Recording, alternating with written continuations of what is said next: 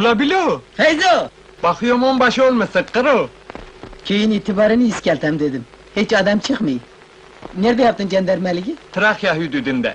Ya sen? İran hüdüdünde. Şükür bitti. Şükür bitti. Aha, Ula sen misin? teyze kulun tezkere almıştır sayende Maho ağam. Oy! Öpem ha. Kibor Fevzo, gel Oh, bakayım. üf! Çok aradık seni bu yıl ha. Bana layık değil ama ağam. Bu nedir la? Elpaza değiller sayende ağam. Ver bakayım ver. Beni de kibar yapacaksın, ne olmazsın? Kabuz eşek gibi ne kıvranıyorsun, bir şey mi istiyorsun? He ağam, evlenmek isteyeyim sayende.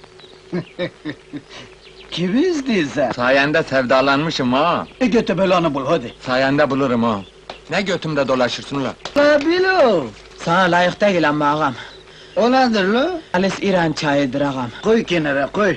Ağam ben sayende nedir la bu telaşın? Soluk kıçından çıkıyor. Evlenmek için sayende destur isteyeyim ağam. Ula karıyı sebil mi sandın? Beşlik paran var mı? Sayende cendermeydim hüdütte ağam.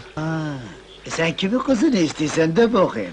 Hacı Hüsnü'nün kızı Gülo'yu. Ulan Feyzo! Alo! Aney!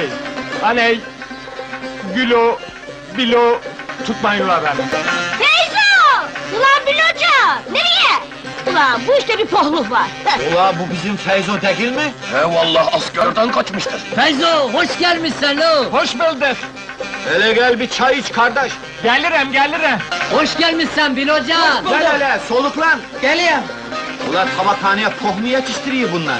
İçine kadın da kuşturuyor. Peki ne hani hayrola? Sıçmışım hayrına! Ula bu Bilo Feyzo'yu vuracak.